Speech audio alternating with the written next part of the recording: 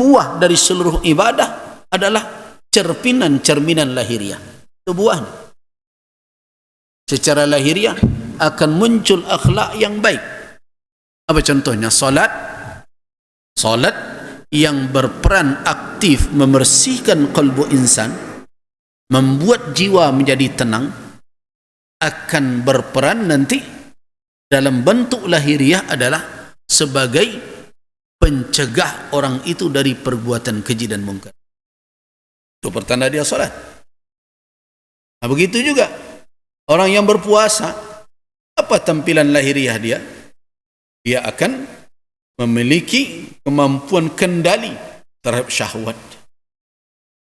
Haji pertanda dia mendapatkan kemabruran, dipandang baik oleh Allah amalnya, maka akan lahir dari sikapnya apa? It'amut ta'am wa ifsa'us salam, memberi makan orang kesusahan, menebarkan salam dan damai kepada orang lain. Itulah alamat mabrur. Ketika Jabir bin Abdullah meriwayatkan hadis, kita temukan dalam riwayat itu ketika Nabi mengatakan al-hajjul mabrur laisa lahu jazaa'un illa al-jannah. Mabrur tidak ada balasannya melainkan surga. Qalu ya Nabi Allah. Sahabat bertanya, ya Nabi Allah, mal mabrur? Apa mabrur itu? Qala, apa kata Nabi sallallahu alaihi wasallam? Al-mabrur it'amut ta'am, ifsha'us salam, beri makan, menebarkan salam kepada orang lain. Hadis diriwayatkan oleh Al-Imam Ahmad ibn Hanbal rahimahullah dari Jabir bin Abdullah radhiyallahu anhu. Nah, berarti lahiriah dari haji itu adalah sikap dan perilaku yang tercermin dalam akhlak orang yang telah menunaikannya. Nah, jemaah rahimakumullah. Dari sini dapat kita lihat bahwa hubungan ibadah dengan tadhhirul qulub, dengan membersihkan hati, begitu erat sekali, dan itulah yang patut kita pelajari, kita fahami bagaimana bentuk hubungan tersebut. Nah, jemaah rahimakumullah, kita mulai dari bab pertama ketika para ulama menyusun bab al-fiqh, babul fiqh. Pertama menyusun seperti ini adalah Al-Imam Malik ibn Anas. Beliau susun hadis-hadis Nabi SAW seperti bab-bab fiqih yang sekarang dibaca oleh para ulama. Jadi boleh dikatakan siapa yang menyusun pertama sekali bahwa awal pembahasan itu adalah perkara taharah, kemudian salat dan seterusnya, bab ibadah, yang terus ke bab muamalat dan seterusnya. Siapa? Al-Imam Malik ibn Anas. Bagi siapa yang membaca kitab Muwatta Imam Malik akan bertemu susunan seperti itu. Itulah kurikulum yang telah dibuat oleh Imam Malik.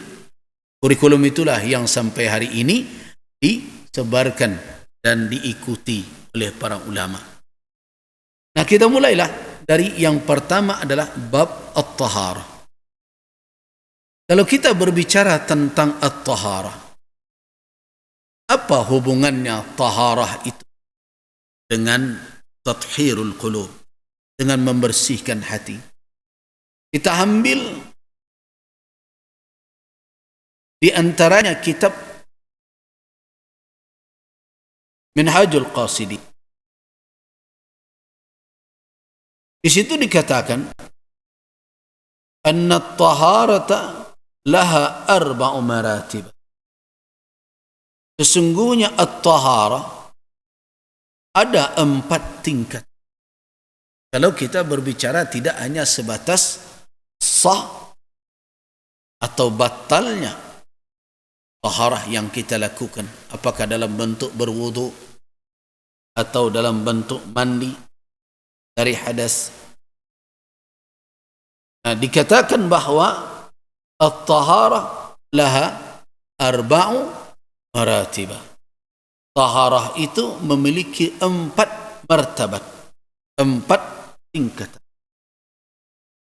Yang pertama adalah tathhiruz zahiri min al-ahdasi wal anjasi wal fadala.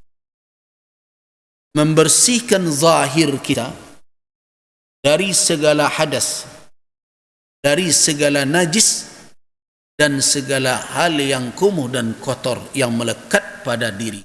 Itu adalah tathhir tingkatan pertama, taharah tingkatan awal. Apa itu? Tathhir az-zahir, yaitu membersihkan lahiriah insan dari apa?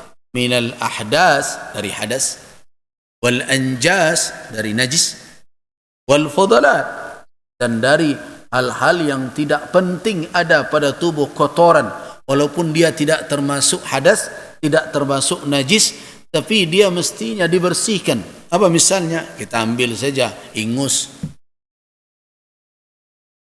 Jadi jangan heran kalau ada orang beringus di tempat kita jarang bertemu. Tapi kalau solat di luar sana, apalagi di Masjidil Haram, di berbagai tempat yang kita bergabung dengan banyak orang dari berbagai negara, dia kalau flu, kemudian dia solat, dan terasa ingusnya mulai menumpuk, dia ambil tisu dari kantong dia, kemudian lagi solat ini, dia keluarkan, dia lipat baik-baik dan dia simpan ke dalam sakunya. Bertanya, itu jajuk, sah salatnya. Kalau bicara jajuk itu urusan lain, tapi kalau bicara sah, tidak ada yang mengakibatkan salatnya yang berdampak kepada salatnya sehingga menjadi tidak sah. Kenapa? Karena ingus tidak kategori hadas, tidak kategori najis. Yang menghalang orang untuk melakukan solat itu apa? Hadas dan najis. Tapi ingus itu kategorinya adalah fudalat, sesuatu yang tidak berguna bagi tubuh dan cenderung dipandang kotor, tapi tidak najis. Nah, taharah sifatnya secara lahiriah membersihkan itu, membersihkan kita dari najis, membersihkan kita dari hadas, dan membersihkan kita dari kotoran-kotoran yang tidak perlu pada tubuh kita. Itu kalau kita pergunakan taharah untuk tujuan itu, untuk tujuan membersihkan yang tiga tadi, berarti kita baru berada pada level pertama dari taharah. Kalau kita merujuk kitab Minhaj Al-Qasidin, tak nampak ya? Dan bisa.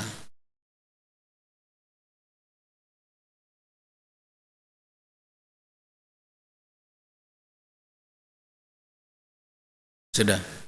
Ini kita lihat kitab Mukhtasar Minhajul Qasidin. Ini adalah level pertama dari at-tahar. Kadang as-saniyah, level yang kedua, yaitu tathhirul jawarihi minadh-dhunubi wal asam, yaitu membersihkan anggota tubuh dari segala bentuk dosa, dan begitu juga berbagai bentuk kesalahan dan dosa yang melekat pada anggota tubuh tersebut. Tathhirul jawarih, membersihkan anggota tubuh kita dari segala bentuk dzunub, kesalahan, durhakan, wal atham, dan dosa. Artinya, ternyata setiap perbuatan maksiat yang kita lakukan, kedurhakaan yang kita lakukan kepada Allah, itu mengotori anggota tubuh yang mendurhaka itu, dan berdampak kepada kotornya kalbu yang ada di dalam jiwa kita. Benarkah itu? Kalau kita merujuk kepada hadis sahih, benar. Idza adnaba 'abdun nukitat fi qalbihi nuqtatun sauda. Apabila seorang hamba berdosa, maka dijatuhkan bintik hitam pada kalbunya itu. Apabila seseorang itu terus berbuat kesalahan, maka suqilat, terbungkuslah kalbu tadi dengan cangkang yang telah berwarna hitam, yang bintik-bintik tadi itu. Ternyata untuk membersihkannya adalah dengan salah satunya adalah dengan ibadah at-taharah, bersuci. Cuma pertanyaannya, selama ini hadir tidak peran dan fungsi taharah dalam bentuk itu? Nanti kita memahami mengapanya. Tapi hadir tidak di dalam kita bersuci? Nilai yang seperti itu di dalam kalbu kita. Ternyata ketika kita mulai bersuci, ini bukan hanya sekedar membersihkan anggota wuduk kita, seperti berwuduk misalnya, tetapi juga membersihkan anggota tubuh dari segala kesalahan yang pernah dia lakukan, dari segala akibat dosa yang timbul akibat dari perbuatan tersebut, perbuatan maksiat. Saya khawatir nilai seperti itu jangankan akan hadir, takana pun tidak. Atau barangkali dikaji pun tidak. Nah, berarti sekian tahun lamanya kita selama ini menjalankan ibadah bersuci, baik mulai dari istinja, kemudian mandi wajib, kemudian berwudu. Kira-kira apa nilai maknawiyah yang hadir dalam setiap amal tersebut? Kalau perkara bersih, kadang yang kita basuh itu sudah bersih juga, sudah mandi tadi, berarti tidak ada lagi kotoran yang melekat di wajah. Bahkan sudah pakai, kan banyak itu peralatannya, pakai membasuh wajah dengan berbagai merek-merek termahal, itu tidak ada lagi. Nah, kemudian kita ketika berwuduk kita basuh lagi. Kita secara zahir apa lagi yang akan hilang karenanya? Rasanya secara lahiriah tidak ada lagi. Kotorannya sudah dibersihkan. Bahkan komedo sudah terangkat pula itu. Apa yang akan dibersihkan secara lahiriah? Tetapi tetap saja kita harus mengamalkan apa yang dikatakan oleh Nabi sallallahu alaihi wasallam, la yaqbalullahu salata ahadikum idza ahdas. Tidak akan diterima oleh Allah salat seseorang kamu apabila dia berhadas, hatta yathura, sampai dia bersuci. Nah, kira-kira amal kita membasuh wajah,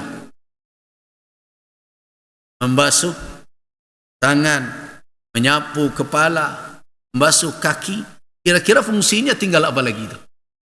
Nah, kalau selama ini hanya hadir dalam bentuk tathhir az-zahir, membersihkan zahir, berarti boleh dikatakan pekerjaan itu tak lebih adalah sekedar memenuhi syarat dari pelaksanaan ibadah salat.